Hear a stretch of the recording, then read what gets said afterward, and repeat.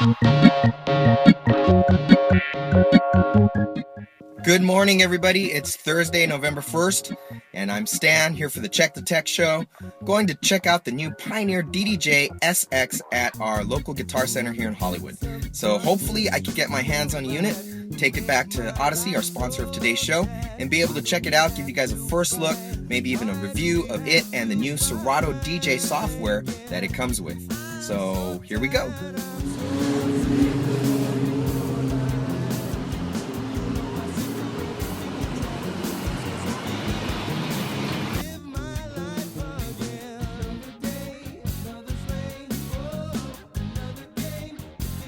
Alright guys, success. I was able to pick one up.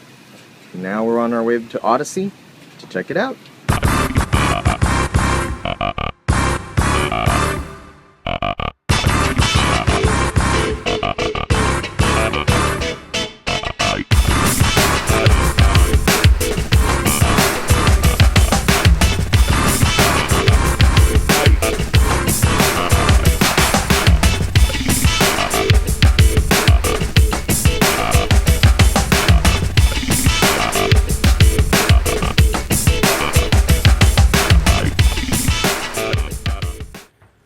Alright guys, I've unboxed the DDJ SX and put it in this nice Odyssey glide style case, which allows you to put your laptop on a shelf above it and move it back and forth, which is really cool, while protecting your gear.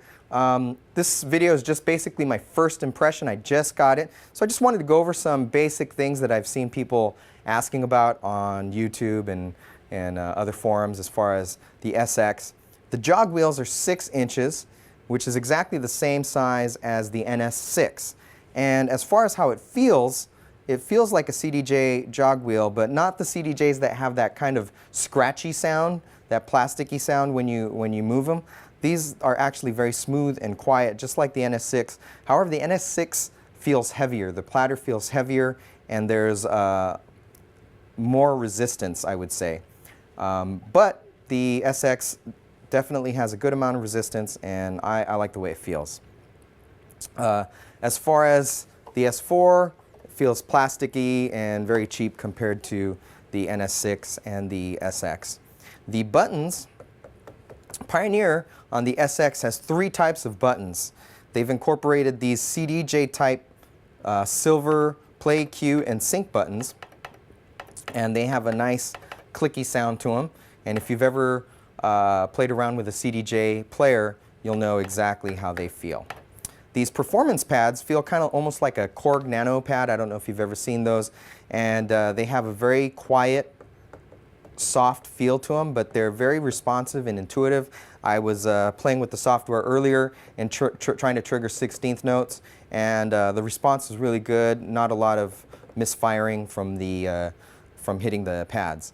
Then all the other buttons have a nice click to them, and they are pretty much comparable to the type of buttons on the NS6 where you get a little click to it, and so it's nice because you get a tactile response to engaging or disengaging whatever function you're clicking on.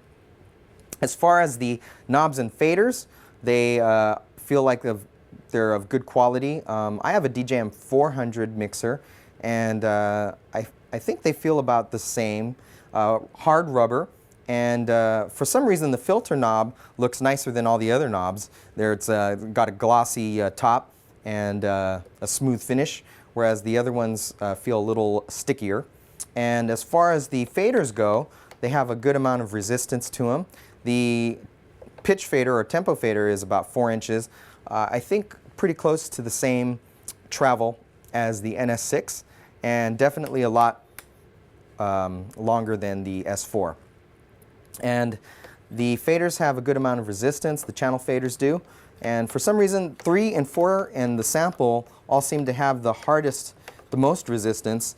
2 and 1 seem to have a little bit less resistance, and the crossfader has very, very little resistance. So for those people that are cutting it up or scratching, I'm sure they will appreciate that crossfader. And as the NS6 does, it looks like it's replaceable because it has some Phillips screws right there on the faceplate, so it looks like you can pull it out and probably put another one in if you go crazy and you tear it up and ruin it. So those are my first impressions. As far as At this moment, what I would like the most is the SX, obviously. The build quality feels the best out of all of them, yet, even though it feels the sturdiest and it looks the sturdiest, it's actually lighter than the NS6. The NS6, for some reason, is really heavy. I think it's all that metal, whereas the Pioneer feels a little bit lighter. I think it's because the faceplate is metal and the underside is actually like a hard plastic, but which shouldn't be a problem if you put it in a case like this. And the S4 is just totally plastic, and as far as build quality is the cheapest of all of them, and doesn't feel and look very well made when you actually put it right up next to the Pioneer. But of course, Pioneer's been doing this a lot longer than Numark and Native Instruments, so they have a leg up on ergonomics, layout, and quality of build. But the most amazing thing is that it's in the same price range as these other two units. So for me, I think hands down, this is the hardware controller of choice.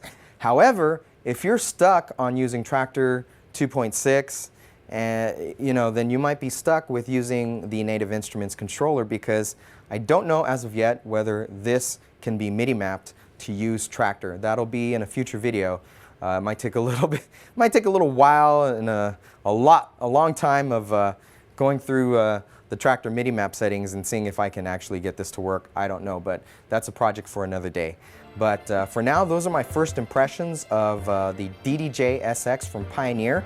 I like it a lot. It seems really nice. And so for the next video, I'm going to dive into Serato Dj, the software that it comes with, a 4-deck software system. It looks like a 4-deck version of Itch that has a couple more features, like this new slip mode, which is really cool, and dual deck, which is really cool. If you've seen the Pioneer video, you probably understand how it already works, but I'm going to try it out with my little computer here, my 2009 MacBook, and see how it works. So those are my first impressions. Stay tuned for our next episode where we get into Serato Dj and how it works with the SX.